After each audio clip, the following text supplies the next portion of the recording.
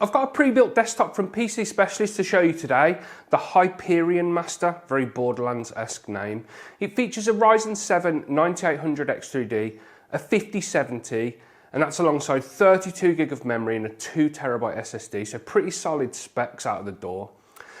And I think that spec puts it in a strong position to be kind of right in the sweet spot for 1440p gaming. Let's take a look at exactly what PCSpecialist have put together and how well it performs, shall we?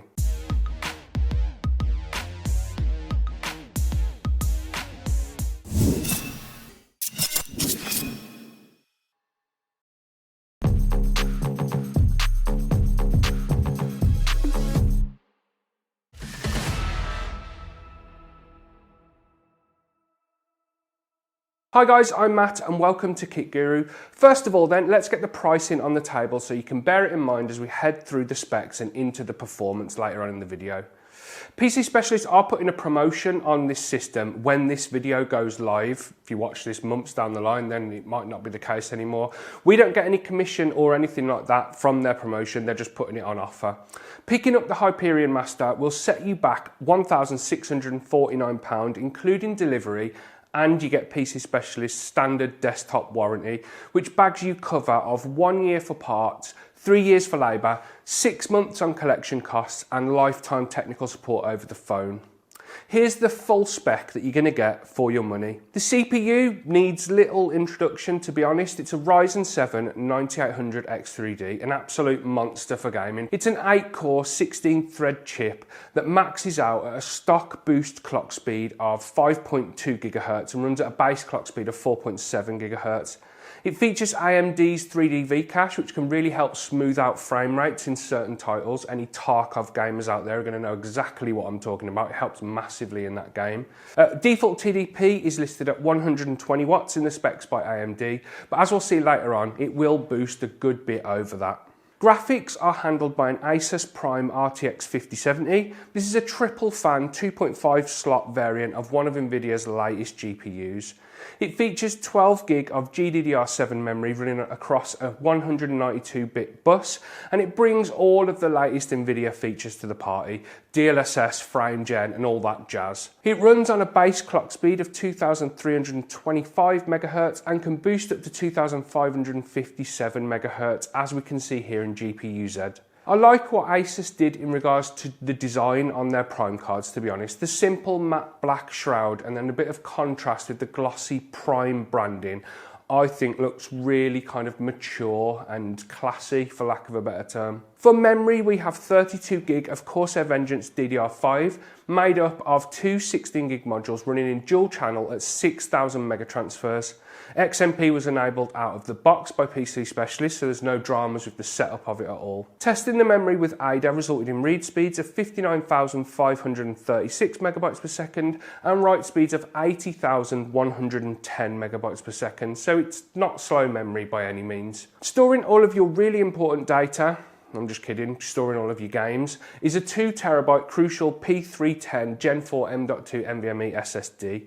That's enough to store all of the banging games that are coming out at the moment. Battlefield is back, baby, and I'm absolutely loving it. The speeds on the drive are good, hitting 7,337 megabytes per second read and 6,428 megabytes per second write in Crystal Disk Mark, while at just over 50% full. Now, while it might not be a Gen 5 drive, at least it's a fast 2TB Gen 4 drive in a £1,649 PC that doesn't skimp on the GPU or the CPU either, so I can't really find any reason to moan. This drive's fine. The motherboard selection goes all matchy-matchy with the GPU. Again, PCSpecialist have gone for an Asus Prime component.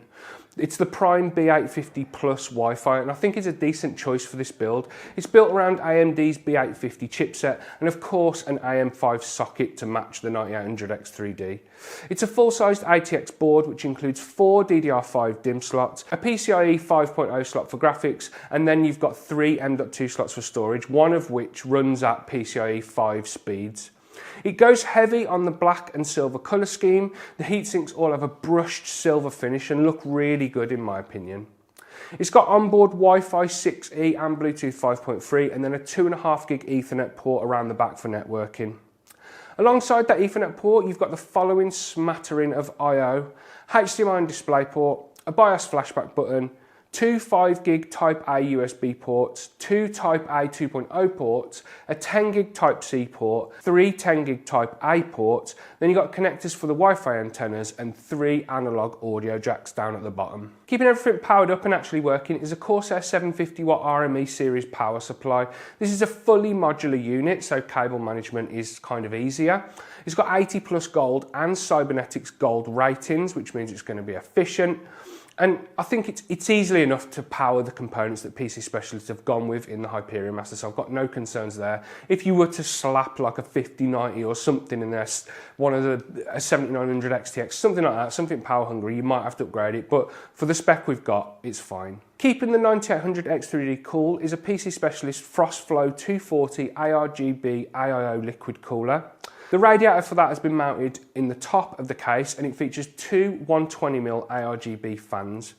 Now, most of the PC Specialist pre-built systems that I've looked at in the past, they all utilise the 360mm version of that same cooler, so it's going to be interesting to see how the smaller model handles the heat later in the video.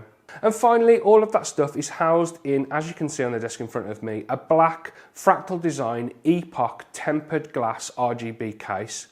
I really like the Epoch, to be honest. It's got that simple and contemporary look that Fractal have become known for. And looking at a case that doesn't have a front tempered glass panel is honestly quite refreshing.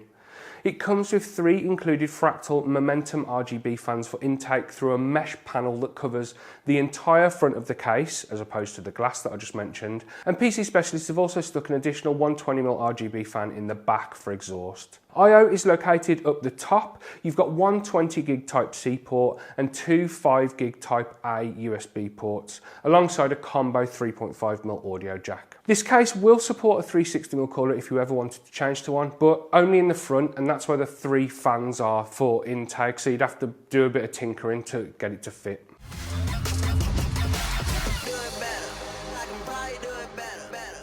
So that was the full specs of the Hyperion Master. My first impressions were that this is a really well balanced and thought out game machine that should perform very well at 1440p. Aesthetically, things are decent. It's not got the mega wow factor of some systems, but overall I think it looks alright. The non-RGB memory was likely chosen to keep the cost down, which I can appreciate. The specs are good at 6000 megatransfers and CL30, so losing the RGB is an easier pill to swallow. Overall, I quite like how the Hyperion Master looks. So let's crack on and see if that continues into the build itself and how PC Specialist delivered it and how it performs. Now, every time a pre-built arrives with me for a review, I go through the same process of checking it over physically before setting it up and powering it on for the first time. And 9 times out of 10, they arrive in perfect condition with nothing out of place. I did notice a few things this time around that I need to point out though.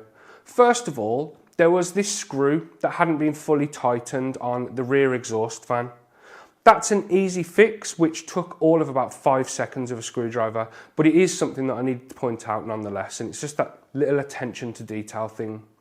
Then, sitting on the back plate of the GPU was a small circular piece of plastic, likely from some packing material or something like that. Again, it's not a major issue, but it caught my eye as soon as I took the side panel off. And finally, an issue that at first glance struck me as pretty big.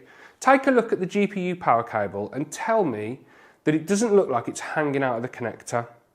That's exactly what I thought when I first got the PC out of the box and had a look at it, and I reported it to PC Specialist without touching a single thing.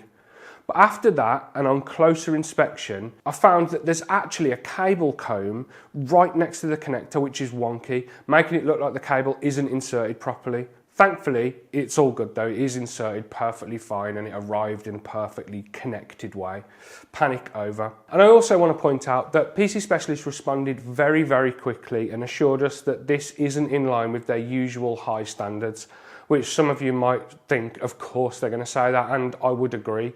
But going on my past experiences with them, it really isn't. There's not been many issues, if any, on previous systems that I've looked at from them. Aside from that, everything else was well done. The system's been well put together, cable management is good, and all I've done before testing is update Windows and the GPU driver. Although with that being said, the system shipped with NVIDIA drivers that were just a month old, so that was really nice to see, and they have to have a bit of credit for that. Let's take a look at gaming then. Starting at 1440p and moving into 4K. I haven't tested 1080p, as any gaming PC that features the latest gen parts like this will smash anything you throw at it at 1080p. If you really want to know what the 1080p figures are, get the 1440p ones and then just add a bit on.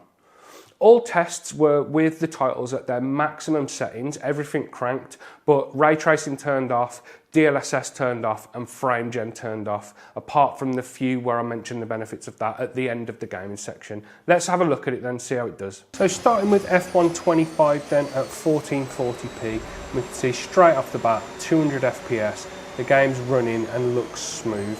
It's a really good experience. Jumping up to 4K, sees the FPS drop by just under half, reaching around 120 FPS with frame times of around 8 milliseconds roughly. Moving into Hogwarts at 1440p, absolutely max settings at 117, 116-ish FPS with slight dips down to 110 at times. And then moving up to 4K in this title sees it dip below 60 FPS, so if it was me personally playing this game on this computer, I'd probably tweak a few settings just so I could maintain 60 FPS 100% of the time. But overall, for this game, it's quite demanding at 4K, it's okay. Moving into Cyberpunk then, another very demanding title, even more demanding than Hogwarts, and this one manages around 75 FPS at 1440p. This is with all settings apart from ray tracing turned to their absolute maximum. If we push things up in resolution to 4K in this title, that sees things dip to around 30 to 40 FPS. So this is definitely one of the titles where you want to take advantage of DLSS and potentially frame gen, which we're going to have a look at in a moment after we've looked at this raw rasterized performance. Moving into Black Ops 6 then, and the FPS meter varied a little bit in this title, especially when you go near some of the fire and some of the smoke in the scenes during the game's benchmark, where it dips down to below 100, but most of the time it was 100 plus throughout the game's benchmark. Moving up to 4K sees around about a 40 to 50 FPS decrease, especially around the smoke it becomes obvious again, but overall this is 4K maximum settings with no scaling, no frame gen, and it's maintaining 60 plus FPS most of the time. And now some Forza Horizon 5 at 1440p with everything absolutely maxed, the beautiful, gorgeous looking game. The FPS meter was constantly in the triple digits, quite a way north of 100, usually sitting around the 130 to 140 mark. Push that up to 4K and you'll see about a 40-ish decrease on the FPS counter, with the frame time sitting at around 10 to 12 milliseconds most of the time. We're looking at about 90 FPS in Forza.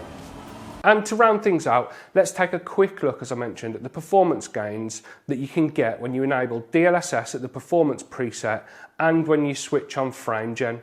Here's some side-by-side comparisons showing the difference in FPS and visual quality. So you didn't think I was going to do the video without throwing some Battlefield in here. This is Battlefield 6 at 4K with maximum settings, running at 40 FPS. Turn on DLSS performance preset though, and you'll see that FPS are roughly double. Now we're looking at around 80 to 90 FPS with frame times of around 12 milliseconds.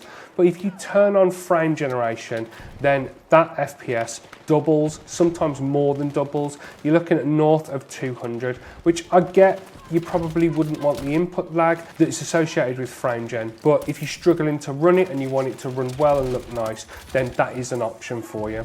And finally, finishing off then with Marvel Rivals, a surprisingly demanding game. This is 4K maximum graphics settings, running at 30 to 40 FPS, not something you'd want to do in a game like this at all. Turn on DLSS at the performance preset with no frame generation, and that FPS meter will increase to around 70 some of the time, between 60 to 70, the mid-70s. But then again, turn on frame gen, just like in Battlefield and just like in all the other videos where I've tested it, and you'll see quite a substantial increase to the FPS meter. So the gains that can be had from utilising either DLSS or frame gen, or a combination of the two, are pretty clear to see, love them or hate them. Now, Coming out of that gaming section, we have to bear in mind that the games I just tested were with every setting, apart from ray tracing, DLSS frame gen, as I mentioned, cranked to their absolute maximum. That's not something that everyone is going to do, especially in competitive titles such as Battlefield or Call of Duty or whatever.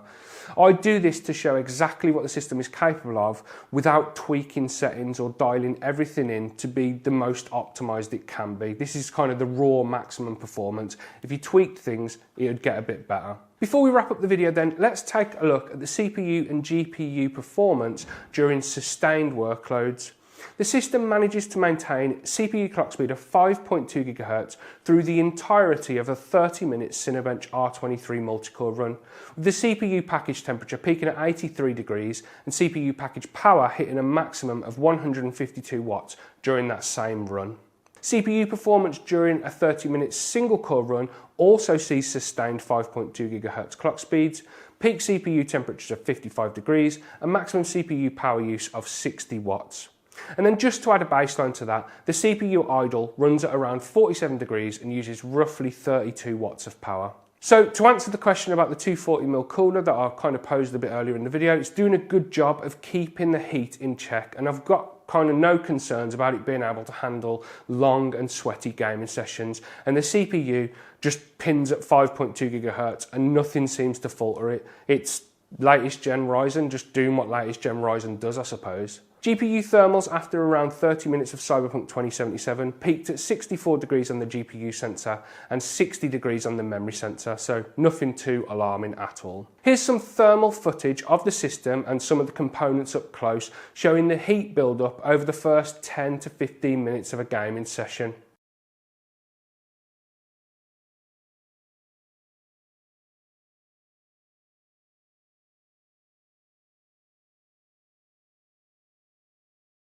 And finally, here's a few clips of the noise put out by the system during a few different scenarios.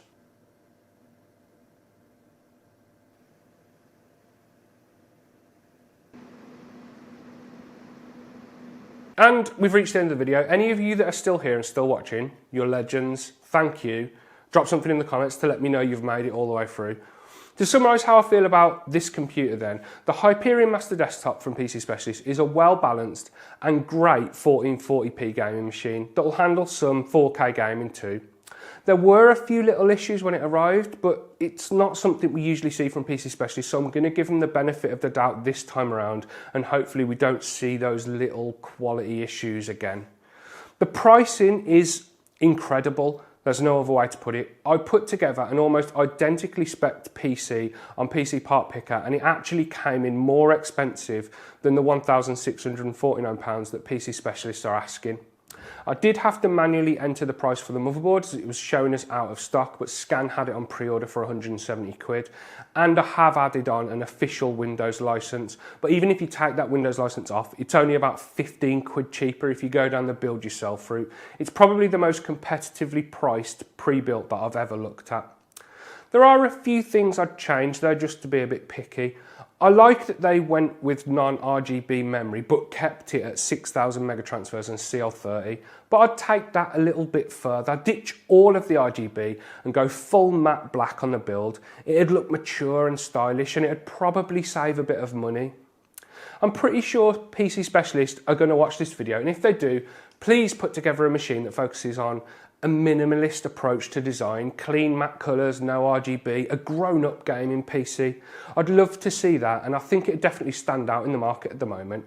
Just take something like a Fractal Design North or a Refine, the non-windowed version, and just go full minimalist on it, and then send it out to us for review. To get back on track though, the Hyperion Master is a solid machine with incredibly solid pricing to match. I'd definitely be happy using it as my main gaming machine. And that's the end of the video, guys. I hope you enjoyed it. Please leave a like down below if you did, and don't forget to subscribe to Kit Guru to keep up with the latest PC gaming news and reviews. If you go down below the video's description, you'll find links to our merch store. Grab yourself a hoodie or a t-shirt or whatever, and then in the video's description there'll be links to our Discord server, our Patreon page, and our website if you want to go and check any of that stuff out. I've been Matt, guys. This has been the Hyperion Master desktop from PCSpecialist. Decent 1440p machine, to be fair. Really good 1440p machine. I will speak to you in the next one. Look after yourselves. See you later.